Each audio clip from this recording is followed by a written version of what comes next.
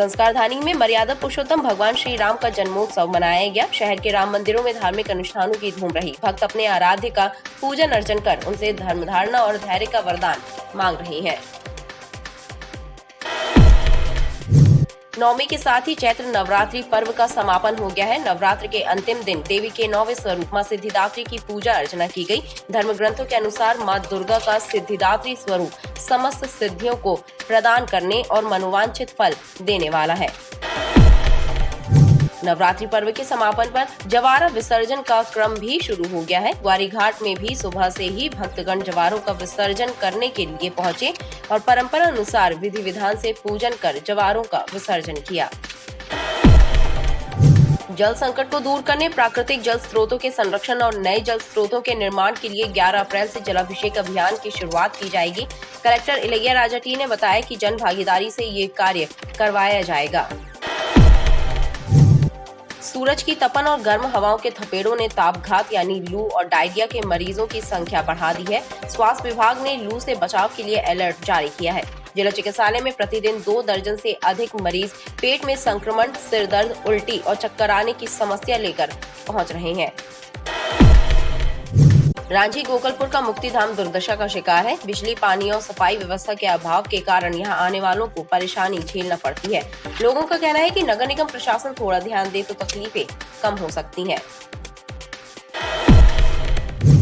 सीधी में पत्रकारों और कलाकारों के साथ पुलिस द्वारा किए गए अमानवीय व्यवहार की देश भर में निंदा हो रही है। संस्कारधानी में श्रमजीवी पत्रकार परिषद और सामाजिक संगठनों ने टाउन हॉल स्थित महात्मा गांधी की प्रतिमा के समक्ष धरना देकर घटना पर अपना विरोध जताया और दोषियों पर कड़ी कार्यवाही की मांग की। रजा चौक निवासी नवविवाहिता की संदिग्ध परिस्थितियों में मौत हो गई। परिजनों ने ससुराल पक्ष पर गंभीर आरोप लगाए हैं। हालांकि पुलिस का कहना है कि महिला ने फांसी लगाई है और मामला अभी जांच में है। गर्मी अपने शवाब पर है। पारा भी चढ़ता जा रहा है, जिससे आम जनजीवन प्रभावित होने लगा है। बात करें तापमान की तो न्यूनतम तापमान 26.2 डिग्री सेल्सियस रहा, जो कि सामान्य से 5 डिग्री अधिक था, जबकि अधिकतम तापमान 42 डिग्री सेल्सियस दर्ज किया गया।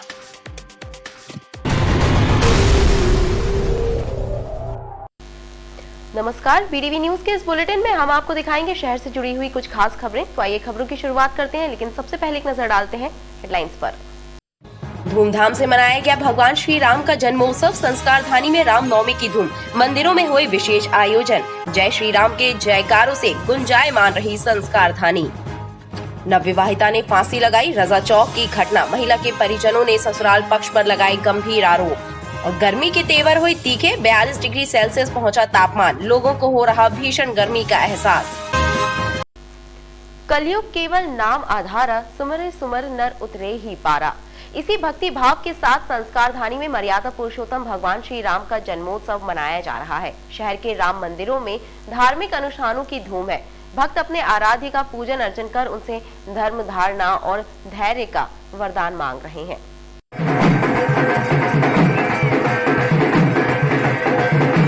चैत्र नवरात्रि की 9वीं तिथि को मर्यादा पुरुषोत्तम भगवान श्री राम के जन्मोत्सव को रामनवमी के रूप में मनाया गया। जैसे ही दोपहर के 12 बजे मंदिरों में शंख और मृदंग के स्वर गूंज उठे। चारों तरफ जय श्री राम का उद्घोष होने लगा। दशरथ नंदन के जयकारों से पूरी संस्कारधानी गुंजायमान रही। दीक्षितपुरा स्थित मराठा काली श्री राम मंदिर में भक्तों ने श्री राम धुन गाकर जगत के तारनहार का स्वागत किया।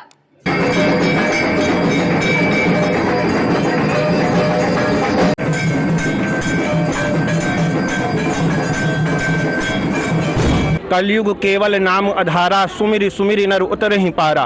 कुछ इसी भावना के साथ सन 1907 से श्री सीताराम नाम संकीर्तन विश्व के कल्याण के लिए प्रारंभ किया गया, जो 1907 से निरंतर अभी तक चला आ रहा है। विगत 2 वर्षों से कोरोना महामारी के कारण एवं शासन के आदेश के फलस्वरूप उक्त आयोजन को संक्षिप्त रूप में मनाया गया था, किंतु इस वर्ष जो है कोरोना महामारी के नियंत्रण के कारण अब इसका पूरी भव्यता के साथ इसका आयोजन किया गया। भगवान श्री राम का ये जो अखंड प्राचीन मंदिर है, ये दीक्षितपुरा क्षेत्र में लगभग 150 वर्ष से भी पुराना प्राचीन मंदिर है। और यहाँ वर्ष 1907 से जो है चैत्र नवरात्र को कंटिन्यू 9 दिन पूरे नवरात्रि जो है अखंड रूप से सीताराम ध्वनि का पाठ किया जाता है। और भगवान श्री राम के श्री चरणों में ये समर्पित मंदिर जो है बहुत ही प्राचीन है और यहाँ पर क्षेत्रीय नागरिकों के जिस मंदिर पर पूर्ण भक्ति भाव मनोयोग से श्रद्धा के साथ भगवान श्री राम के चरणों में समर्पित है। मंदिर समिति के सदस्यों ने बताया कि करीब 150 वर्षों की परंपरा है। यहाँ संगीतमय राम धुन का गायन लगातार जारी है। इस धुन को सुनने से ही तमाम दुखों से छुटकारा मिल जाता है। लोगों का कहना है कि भगवान श्री राम आस्था से ज्यादा अनुकरण का विषय हैं। उनकी जीवन लीला सिखाती है कि नर से नारायण कैसे बना जाता है। प्रत्येक मनुष्य अपने कर्तव्यों का पालन करते हुए जीवन को श्रेष्ठ बना सकता है। इसी प्रकार जीसीएफ स्टेट स्थित श्री राम मंदिर एवं गोरखपुर सनातन धर्म मंदिर और मदन महल स्थित श्री राम मंदिर सहित शहर के तमाम मंदिरों में आयोजनों की धूम रही।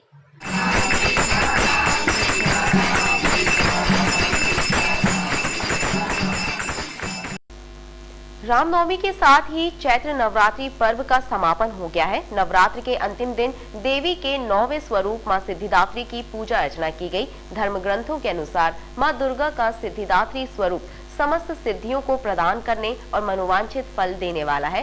लिहाजा श्रद्धालुओं ने मां की कृपा पाने के लिए भक्ति भाव से आराधना की।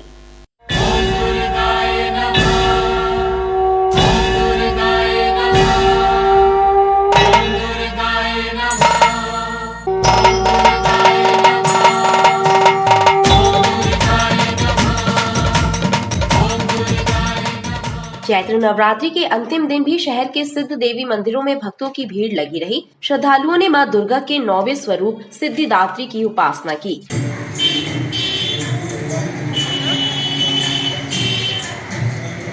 मां सिद्धिदात्री समस्त सिद्धियों और मनोवांछित फलों को प्रदान करने वाली है और यही वजह है कि माता रानी के 9वें स्वरूप का विधि विधान से पूजन कर मंगल कामना की। चौथ नवरात्रि का आखिरी दिन है। रामनवमी के दर्शन करने के लिए आए हैं माता के। कहाँ पर है? बड़ी महाकाली के इधर गड़ा फाटक पे, और अपने बच्चे को लेके आया हूँ कि सभी की मनोकामना पूरी हो। आज चैत्र की नवरात्रि का लास्ट दिन है और हम पूरे परिवार के साथ माता महाकाली के दर्शन करने आए हैं। गड़ा फाटक में माता विराजमान है, वहीं हम दर्शन करने आए हैं। तभी कोई इस दरबार से खाली नहीं है भैया। पहली बात तो जिसने जो मांगा है उसको वो मिला है। और 9 दिन ये चैत्र की नवरात्रि का आखिरी दिन है, नवे हैं। और अभी भी जो देशों तो भक्ति आ रहे हैं और अपनी मनोकामनाएं मान रहे हैं और जो उनकी मनोकामनाएं वो पूरी हो रही हैं। कोई भी इस दर से खाली नहीं जाता और इतनी जल्दी सुनती हैं देवी जी कि आप खुद आश्चर्य करोगे। आप खुद आएंगे तो आप महसूस करेंगे कि आपके अंदर क्या चेंजेस आते हैं। और ये सालों से चलता आ रहा है। आप देवी जी के चमत्कार आए दिन देखते होंगे। ये सबसे पुराना मंदिर, सबसे सिद्ध मंदिर है और हम ईश्वर से कामना करते हैं कि आप भी एक बार आएँ, इस मंदिर में विजिट करें और आके आप खुद महसूस करें और खुद देवी जी के दर्शन का दुर्लभ लाभ लें। नवरात्रि के अंतिम दिन मंदिरों सहित अन्य स्थानों में भंडारे एवं धार्मिक कार्यक्रमों का भी आयोजन हुआ। नवरात्रि पर्व के समापन पर जवारा विसर्जन का क्रम भी शुरू हो गया है। क्वारीघाट में भी सुबह से ही भक्तगण जवारों के विसर्जन के लिए पहुंचे और परंपरा अनुसार विधि विधान से पूजन कर जवारों का विसर्जन किया। श्रद्धालुओं ने बताया कि प्रतिवर्ष चैत्र और शारदीय नवरात्रों पर उनके द्वारा जवारा रखे जाते हैं, लेकिन कोरोना काल में इस परंपरा का निर्वाह नहीं हो पाया था। मगर इस बार विधिवत पूजन कर जवारों को विसर्जित कर देश की खुशहाली के लिए दुआएं मांगी। गुप्तेश्वर शक्तिनगर से हम लोग सब आए हुए हैं, सब बहनें जवारे लेकर। ये मौका मिला है हम लोगों को 2 साल के बाद। हम लोग को बहुत अच्छा लगता है, हर साल यहाँ आते हैं। तो जल संकट को दूर करने, प्राकृतिक जल स्रोतों के संरक्षण और नए जल स्रोतों के निर्माण के लिए 11 अप्रैल से जलाभिषेक अभियान की शुरुआत की जाएगी। कलेक्टर इलैया राजा टी ने बताया कि जन भागीदारी से ये कार्य करवाया जाएगा। 11 अप्रैल से शुरू होने वाले जलाभिषेक अभियान की तैयारियां कर ली गई हैं। इसके तहत नए जल स्रोतों का निर्माण कराया जाएगा, तो वहीं ऐतिहासिक तालाबों और बावलियों का जीर्णोद्धार करने का कार्य किया जाएगा। कलेक्टर इलैया राजा टी का कहना है कि इस अभियान का मकसद लोगों को जल संकट की समस्या से मुक्ति दिलाना है। 11 तारीख को है ना जलाभिषेक अभियान का है ना शुरुआत होने वाला है। ग्रामीण आज़ादी का अमृत महोत्सव के उपलब्ध में ना हर जिले में ना 75 हम लोग है ना उससे ज़्यादा ही हम लोग प्लान किए हैं। इसी साल जून तक है ना कितने तालाब है हम लोग कंप्लीट कर सकते हैं, नए तालाब है, और हम पूरा साल में हम कितने कंप्लीट कर सकते हैं। इसी प्रकार का कार्य योजना, विस्तृत कार्य योजना जिला पंचायत के माध्यम से बनाई जा रही है। अपेक्षा है हम लोग है ना 100 के ऊपर है ना एक नया जल स्रोत है ना निर्माण करने के लिए मतलब है ना कोशिश करेंगे, और इस अभियान को जनभागीदारी से लोगों के ना सहयोग से भी हमको ना करना है। सभी लोगों को हम लोग इस अभियान के माध्यम में जोड़ना है कि रोजगार गारंटी योजना के अंतर्गत तालाबों को निर्माण होगा। नगर निगम क्षेत्र में भी है ना कुछ तालाबों को लेकर हम लोग है ना और उसको कंजर्वेशन के लेकर हम लोग है ना काम कर रहे हैं। सूरज की तपन और गर्म हवाओं के थपेड़ों ने तापघात यानी लू और डायरिया के मरीजों की संख्या बढ़ा दी है। स्वास्थ्य विभाग ने लू से बचाव के लिए अलर्ट जारी किया है। जिला चिकित्सालय में प्रतिदिन 2 दर्जन से अधिक मरीज पेट में संक्रमण, सिर दर्द, उल्टी और चक्कर आने की समस्या लेकर पहुंच रहे हैं। मौसम के मिजाज में गर्मी बढ़ते ही डायरिया और डिहाइड्रेशन के मरीजों की संख्या में इजाफा होने लगा है। जिला चिकित्सालय विक्टोरिया में रोजाना 2 दर्जन से ज्यादा मरीज लू लगने एवं डायरिया, पेट दर्द, उल्टी की समस्याएं लेकर पहुंच रहे हैं, जिन्हें उपचार प्रदान किया जा रहा है। एक सप्ताह में बढ़ी गर्मी के साथ स्वास्थ्य संचालनालय ने सभी सरकारी अस्पतालों में इनकी व्यवस्था के निर्देश दिए हैं ताकि मरीजों की संख्या बढ़ने पर बेहतर इलाज दिया जा सके। स्वास्थ्य विभाग के पॉइंट ऑफ व्यू से देखा जाए तो गर्मी में जब भी घर से बाहर निकलें, अनटिल अनलेस जरूरी ना हो ना निकलें, और निकलना भी पड़ता है तो अपनी बॉडी को कवर करके रखें, हाइड्रेटेड पानी वगैरह पी के निकलें, और काम से लौट के आने के बाद पानी पिएं, और जो ORS का घोल वगैरह है उसका नियमित सेवन करें। अपने शरीर को पानी से ठंडा रखें, मुँह हाथ पैर धोते रहें, और गर्मी की जो लू वगैरह है उससे अपने आप को पूरी तरह से बचा के रखें।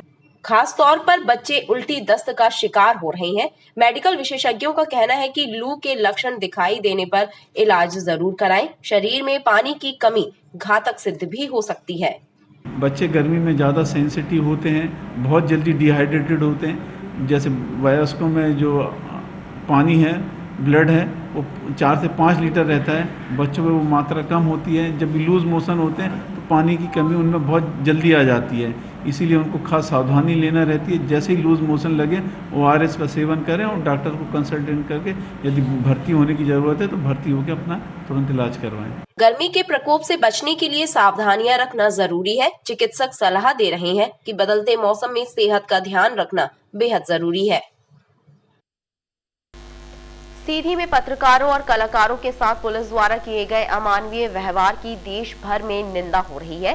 संस्कारधानी में श्रमजीवी पत्रकार परिषद और सामाजिक संगठनों ने टाउन हॉल स्थित महात्मा गांधी की प्रतिमा के समक्ष धरना देकर घटना पर अपना विरोध जताया और दोषियों पर कड़ी कार्यवाही की मांग की। सीधी में पुलिस द्वारा पत्रकारों पर झूठे आरोप लगाकर उनकी आवाज को दबाने की जो कोशिश हुई है, उसकी देश भर में निंदा की जा रही है। पत्रकारों के खिलाफ पुलिस द्वारा किए गए अमानवीय व्यवहार पर मानव अधिकार आयोग भी आपत्ति जता चुका है और देश भर के पत्रकारों में आक्रोश व्याप्त है। जबलपुर में श्रमजीवी पत्रकार परिषद ने सामाजिक संगठनों के साथ मिलकर महात्मा गांधी की प्रतिमा के समक्ष धरना दिया और दोषियों पर कड़ी कार्यवाही की मांग की।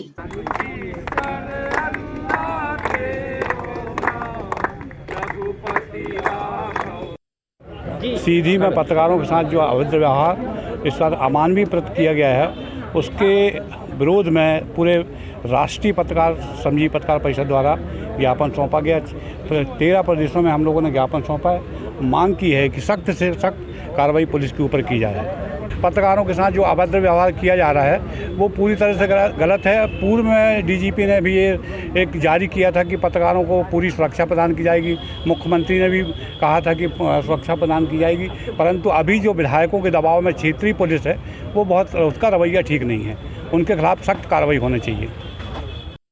पत्रकार परिषद के सदस्यों ने प्रदेश के मुखिया शिवराज सिंह चौहान के नाम लिखा पत्र तहसीलदार श्याम सिंह चंदेले को सौंपा, जिसमें दोषी पुलिस अधिकारियों को बर्खास्त करने की एवं उन पर FIR दर्ज कराने की मांग की गई है। श्रमजीवी पत्रकार परिषद युवा प्रकोष्ठ जबलपुर संभाग मध्य प्रदेश के द्वारा आज यहाँ पे टाउन हॉल में माननीय मुख्यमंत्री महोदय, माननीय श्री DGP महोदय मध्य प्रदेश शासन के नाम सीधी में पत्रकारों के साथ हुए अमानवीय घटना के विरोध में ज्ञापन प्रस्तुत किया गया है, जिसमें इन्होंने विभिन्न प्रकार की अपनी मांगें की हैं कि TI की सेवा समाप्त करें, क्षेत्रीय विधायक के खिलाफ कार्रवाई और तमाम तरह की मांगे इसमें हैं जो उचित माध्यम के माध्यम से शासन को प्रेषित की जाएगी।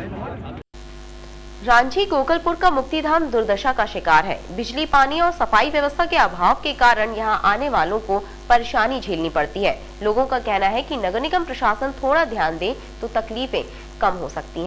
गोकलपुर का मुक्तिधाम नगर निगम की उपेक्षा का शिकार है। मुक्तिधाम में सफाई नहीं होती और बिजली पानी का भी अभाव है, जिसके चलते अपने प्रियजनों का अंतिम संस्कार करने यहाँ आने वालों को परेशानियां झेलनी पड़ती हैं। बैठने के लिए उपयुक्त स्थान और संसाधन भी नहीं है। आवारा जानवरों और असामाजिक तत्वों का डेरा मुक्तिधाम में जमा रहता है, जिसकी वजह से सुरक्षा व्यवस्था भी चौपट है। जी, शोभापुर गोकलपुर शमशान घाट है और यहाँ पर लोगों की कुर्सियों की बैठने की व्यवस्था नहीं है और लोग जीवन के अंतिम पड़ाव में यहीं पर आते हैं और यहाँ पर कुछ सुविधाएं नहीं हैं, जैसे पानी की व्यवस्था सरकारी नल होना चाहिए जो नगर निगम से प्राप्त है और बिजली की व्यवस्था थोड़ी सी हो जाए, क्योंकि कभी कभी रात बिरात भी अगर यहाँ आते हैं शाम को 5-6 बजे के बाद तो थोड़ी असुविधा होती है लोगों को। क्षेत्रीय लोगों का कहना है कि यदि नगर निगम के अधिकारी ध्यान दें तो जनता की परेशानियां कम हो सकती हैं। रजा चौक निवासी नवविवाहिता की संदिग्ध परिस्थितियों में मौत हो गई। परिजनों ने ससुराल पक्ष पर गंभीर आरोप लगाए हैं। हालांकि पुलिस का कहना है कि महिला ने फांसी लगाई है और मामला भी जांच में है। रजा चौक निवासी नवविवाहिता मोजिमा कुरैशी की संदिग्ध परिस्थितियों में मौत हो गई। सूचना मिलने के बाद मंडला से जबलपुर पहुंचे मोजिमा के भाई सानू ने उसके पति एवं ससुराल पक्ष पर गंभीर आरोप लगाए हैं। सानू ने बताया कि उसकी बहन के शरीर पर चोट के भी निशान हैं। उन्होंने इसकी जांच कराने की मांग की है। जब हम यहाँ पे 5 बजे पहुँचे तो उसका जब शरीर देखे हम लोगों ने तो उसके शरीर में कई जगह दाग थे, गले में भी रस्सी के पूरा निशान है, हाथ में भी दाग है और चोट के कई जगह निशान है और हम पूरी बॉडी में उसके चोट के निशान हैं और हमने में हनुमान ताल जो थाना है वहाँ पे सूचना दिया, रिपोर्ट दर्ज कराई, फिर वहाँ पे आके उन लोगों ने पूरी कार्रवाई करे हैं और हम इंसाफ चाहते हैं कि सर हमारी बहन के साथ अगर गलत हुआ तो उसको इंसाफ मिले और उसको अगर फांसी लगाए तो इंसाफ हमें मिलना चाहिए, हम इतना चाहते हैं। वहीं पुलिस का कहना है कि इसकी जाँच की जा रही है और जाँच के बाद ही वैधानिक कार्यवाही की जाएगी। रजा चौक न्यू आनंद नगर की रहने वाली हैं। इनका नाम मोजिमा कुरैशी है और पति का नाम बहाबुद्दीन है। 24 साल की हैं, जिनकी 1 साल पहले शादी हुई थी। ये मूलतः निवासी जो है बुआ बिंदिया मंडला की रहने वाली है। इनका मायका जो है मंडला से है और 1 साल पहले शादी हुई और यहाँ पे आके इन्होंने किसी अज्ञात कारण से अभी तक पूरी मामले का पता नहीं चला है कि क्यों फांसी लगाया है इन्होंने। मामला जाँच में है। पुलिस ने शव को पोस्टमार्टम के लिए भेज दिया है और उन्हें पीएम रिपोर्ट का इंतजार है। गर्मी अपने शबाब पर है, पारा भी चढ़ता जा रहा है, जिससे आम जनजीवन प्रभावित होने लगा है। बात करें तापमान की तो न्यूनतम तापमान 26.2 डिग्री सेल्सियस रहा, जो कि सामान्य से 5 डिग्री अधिक था, जबकि अधिकतम तापमान 42 डिग्री सेल्सियस दर्ज किया गया। पारा लगातार चढ़ते जा रहा है, जिसके कारण लोगों को भीषण गर्मी का एहसास हो रहा है। गर्मी के तीखे तेवरों के आगे पंखे कूलर भी बेदम नजर आ रहे हैं। हालात ये हैं कि लोग दिन के वक्त घरों और दफ्तरों से बाहर निकलने से भी परहेज कर रहे हैं। ऐसी चिलचिलाती धूपें हैं कि काम करना मुश्किल हो रहा है, हमारे लिए चलना मुश्किल हो रहा है। इतनी गर्मियाँ हैं, इतनी गर्मी के हिसाब से आज हम काम नहीं कर पाते। हमारे शरीर को थकान इतनी हो जाती है कि हम आगे बढ़ नहीं पाते। आज बहुत अत्यधिक गर्मी है, जिसकी वजह से हमें गमछा बांधकर चलना पड़ रहा है। और क्या नुकसान हो रहा है यहाँ पे? क्या काम में क्या दिक्कतें हो रही हैं? हर मानसिक थकान ज़्यादा हो जाती है और दिन भर शरीर सुस्त पड़ा रहता है और काम करने की इच्छा नहीं होती कोई। बहुत गर्मी हो रही है, गर्मी के हिसाब से काम करने की क्षमता भी कम हो रही है और हिम्मत टूट सी रही है, शरीर टूट रहा है, इसलिए क्या निकल नहीं पा रहा है गर्मी की वजह से। इस समय गर्मी बहुत ही अधिक पड़ रही है, घर से निकलना मुश्किल है, बिना गमछा के कोई व्यक्ति चल ही नहीं सकता है ना। आगे और भी दिक्कतें आएंगी, इस प्रकार की गर्मी से लोग बीमार पड़ेंगे है ना। इसमें बहुत ही दिक्कत होती है, निकलने में व्यक्ति निकल नहीं पाता है। मौसमविदों के अनुसार न्यूनतम तापमान सामान्य से 5 डिग्री अधिक 26.2 डिग्री सेल्सियस दर्ज हुआ। अधिकतम तापमान भी 42 डिग्री सेल्सियस पहुंच गया है। खबरें लगातार जारी हैं, आप देखते रहिए BTV न्यूज।